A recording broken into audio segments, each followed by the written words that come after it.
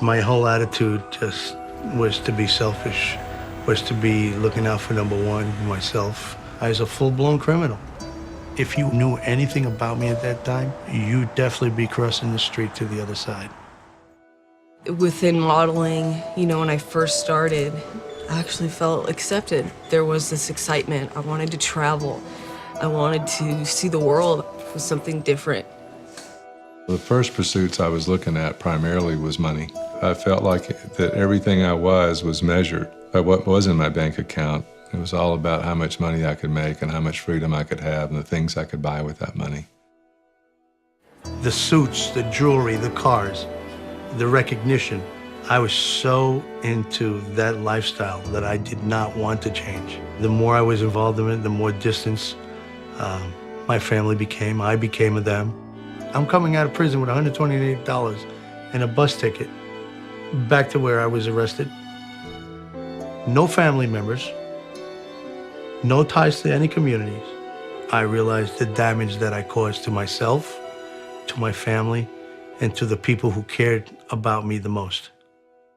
I started working here, and the city gets to you. I never forget just walking around in the streets and just looking around, just being like, this is the biggest city. And I just felt so alone. I can remember going out one night and believing we're going to make all this money. And I figured I wanted to have my business cards made from true platinum, not just a paper business card. It was all about, the image. It was something that I gravitated to because it made me feel better, that I had more value.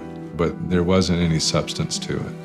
And so it was always fleeting. It never was real enough to hold on to. I could never receive any kind of true peace with it. You had to continue to try to reach out for something bigger and better. I had an encounter with a member of the LDS Church. I had questions, thousands of questions, because of my life, my lifestyle. And every question that I asked, there was an answer to it. Every time he mentioned the word of Christ, there was a glow. The more I heard, the more I felt happy, the more I felt at peace.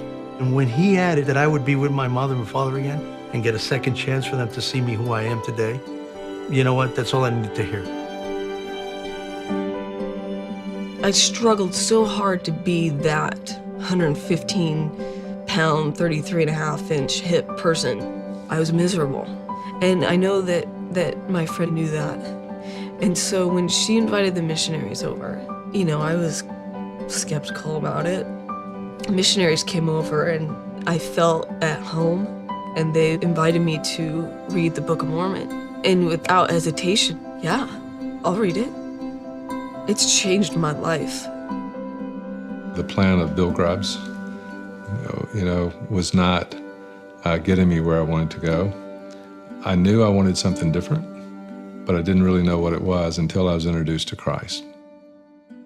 And then I finally realized, when I finally asked him, what do you want from me? And what I heard was, I want you.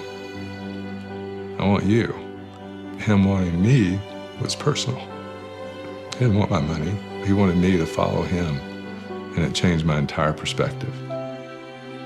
Jesus Christ, to me, what he's done in my life is a small miracle. To bring someone from the darkness, say it's amazing what he has done in my life, how he has changed me. Every day, I keep it as simple as possible. Whether it's a visit from my daughter, whether it's a conversation with my sister, that to me is excitement more than anything else I've had in my life. The world will identify you as your occupation. I'm more than that. I know that I'm a daughter of God. And having a son, I remember when Emmett was born, I would look into his eyes and say to myself, I was there. I was like this. I came from heaven. I was confident enough to say to our Heavenly Father, send me down. I want to go. I want to go. I can do this. And that's that plan. It's called the plan of happiness for a reason. The things that don't cost anything, the things that don't cost a dime, are the things of most value. It's extending a hand that I hope can lift someone else. Christ always lifts up, and he's always there. I know that he has created a better plan for me, and then when I follow his plan, I am much happier. I'm at peace.